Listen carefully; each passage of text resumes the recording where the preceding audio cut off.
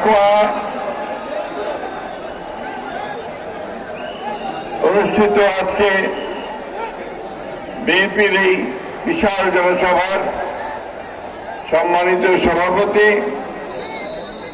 আমার অত্যন্ত প্রিয় ছোট ভাই, যে দীর্ঘ 6 বছর ধরে আপনাদের এই অঞ্চলে বাড়িতে বাড়িতে ঘুরে,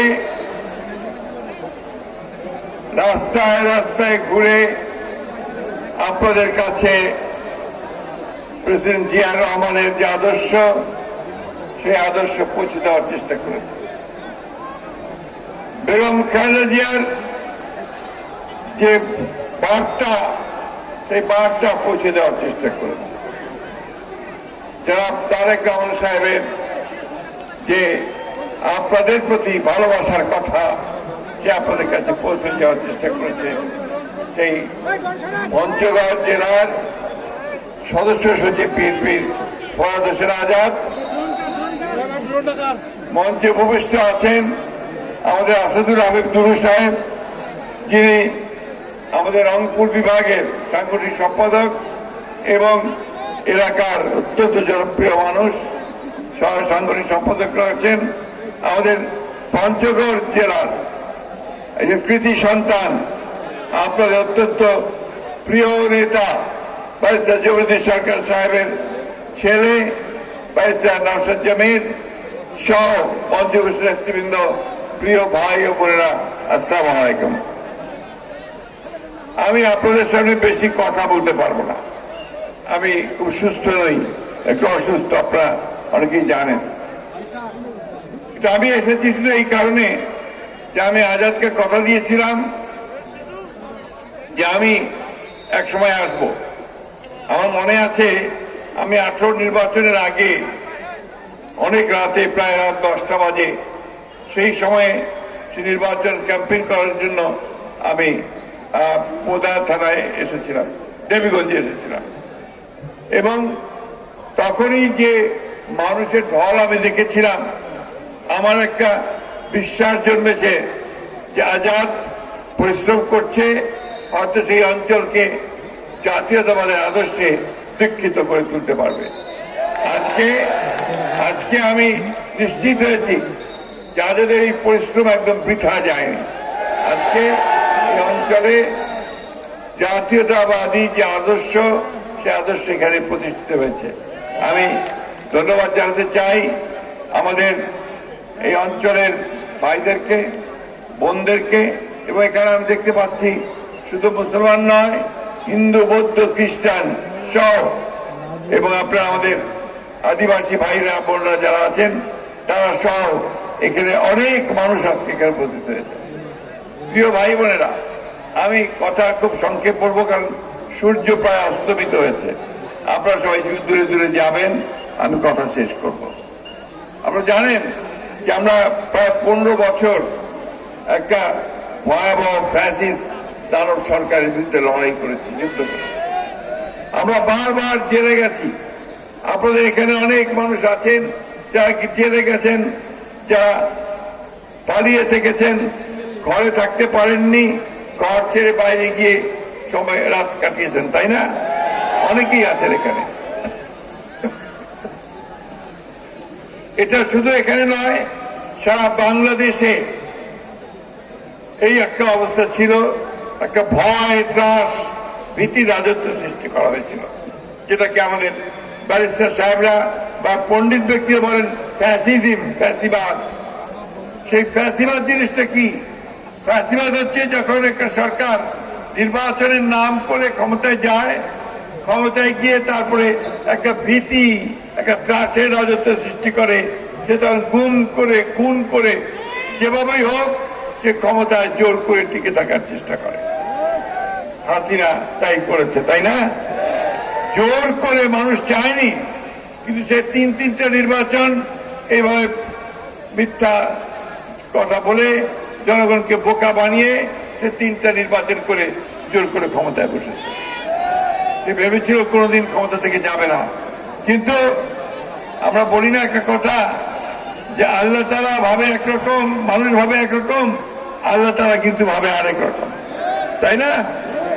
দেখেন কিভাবে একেবারে কয়েক মাসের মধ্যেই এই হাসিনাকে সব পরিবার সহ ছেলে মেয়ে বউ বউর বউ ছেলের বউ সবকে নিয়ে পালিয়ে যেতে হয়েছে, তাই না?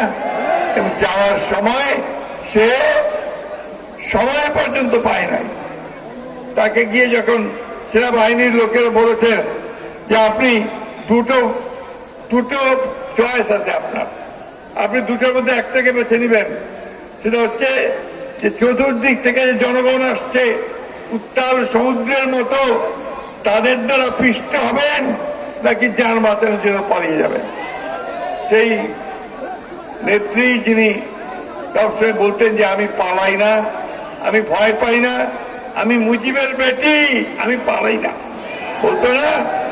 কিন্তু সেই মহিলা তখন জীবন নিয়ে তার নেতা কর্মীদেরকে ছেড়ে দিয়ে সমস্ত সারা দেশে যে অসংখ্য আওয়ামী লীগেরা আছে তাদেরকে বিপদে ফেলে দিয়ে সে পালিয়ে গেছে, তাই না?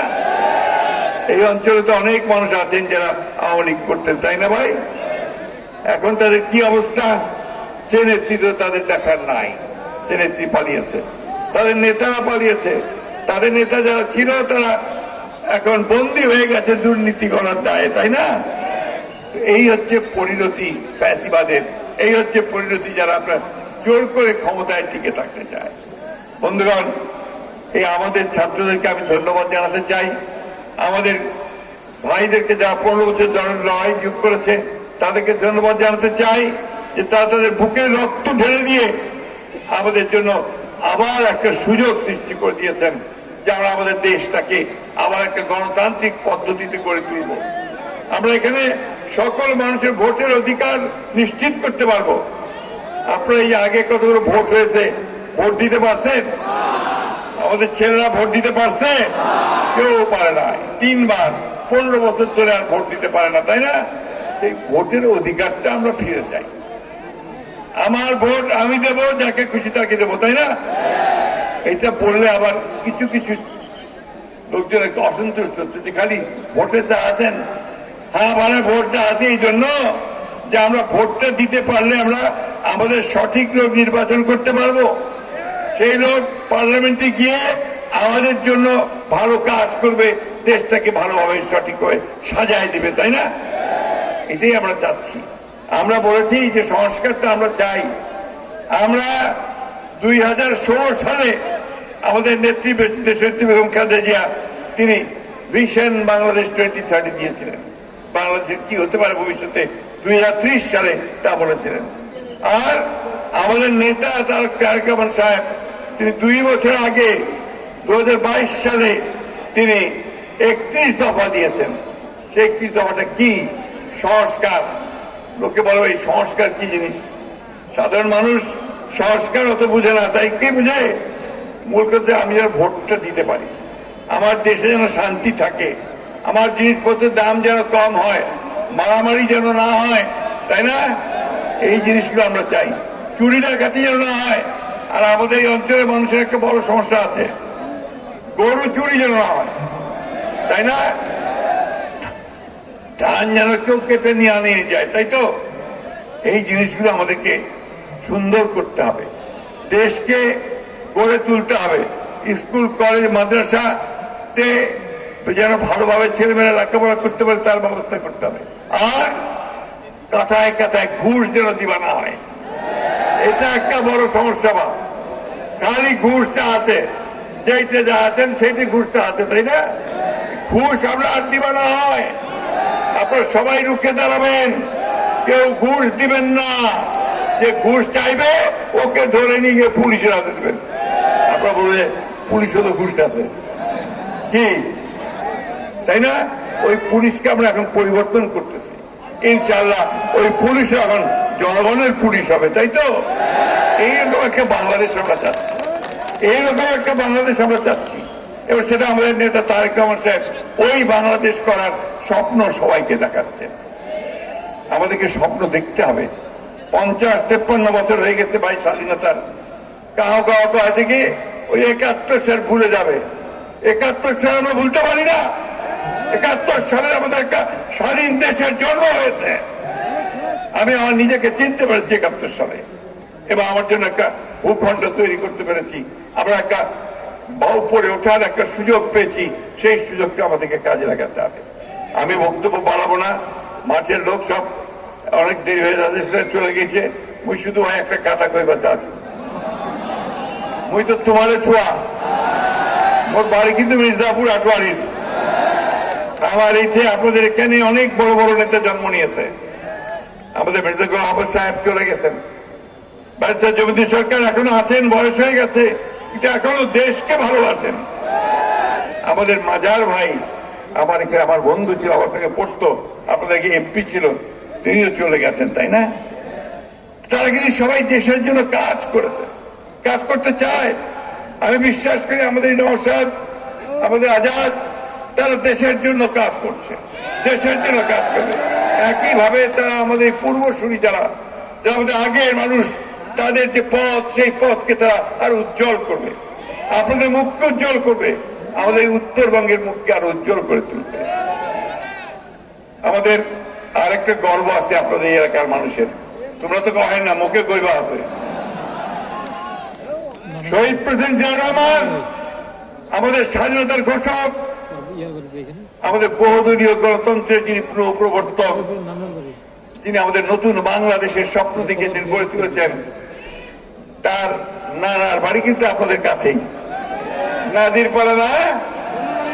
আর ম্যাডাম যিনি গণতন্ত্রের অতন্ত্র প্রহরে, তারও নানার বাড়ি কিন্তু আপনাদের চন্দন বাড়ি, ঠিক কিনা বলেন? তোমরা তো কহেন না ভাই, মুখে কইবা আছে। তা আমি আপনাদেরকে বলি, আপনাদের এই অঞ্চল, আপনার অঞ্চলের মানুষ বরাবরই লড়াকু মানুষ, সংগ্রাম করেছে, সংগ্রাম করে তারা টিকে থাকে। আজকে আমাদেরকেও সংগ্রাম করে আমাদের এই অঞ্চলকে আজকে সত্যিকার অর্থেই একটা জাতীয়তাবাদের ভিত্তি, ঘাঁটি তৈরি করতে হবে, শক্ত ঘাঁটি। ঠিক পারবেন আপনারা? এই ফরাদ হোসেন আজাদের নেতৃত্বে সে গড়ে তুলতে পারবেন ইনশাআল্লাহ। যারা লুট করে, চুরি করে, যারা আমাদের সম্পদ কেড়ে নিয়ে যায়, তারা আমাদের নেতা হতে পারে না, ঠিক না? আমরা নেতা তাদেরকেই করতে চাই যারা আমাদের পাশে দাঁড়াবে, দুঃখ করবে, কষ্ট করবে। আজকে ভাই একটা কথা বলে শেষ করে দিব। আজকে এই যারা পালিয়ে গেছে ওই পারে, পালিয়ে গিয়ে হাসিনা ওইখান থেকে সে ষড়যন্ত্র করতেছে, চক্রান্ত করতেছে, একটা মিথ্যা প্রচারণা চালার চেষ্টা করতেছে। এটা কি? ওই যে আমাদের ভাইরা বসে আছে এখানে, আমাদের হিন্দু ভাইরা, আমরা নাকি তাদের উপরে এই দেশে নাকি অত্যাচার হচ্ছে। আমি বলেন তো ভাই, আপনাদের এই অঞ্চলে কোন অত্যাচার হয়েছে? কোন নির্যাতন হয়েছে? কারোর উপরে কোন চাঁদা চাওয়া হয়েছে? কাউকে হত্যা করা হয়েছে?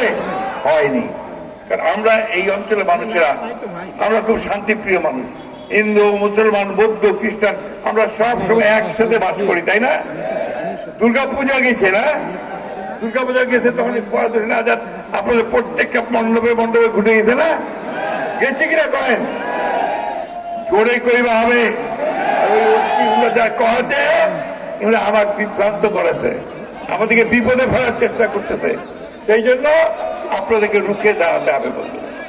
বন্ধুগণ, আমাদের এই অঞ্চলের লোককে ইশরাক আসছে, ইঞ্জিনিয়ার ইশরাক, আমাদের খুব ঘনিষ্ঠ বন্ধু, নেতা খোকা সাহেবের ছেলে, ওই অঞ্চলের লোকের একটা কথা বলে, কি জানেন তো? বাহে। কেন বাহে বলে জানেন? আমরা নাকি একটু বোকা।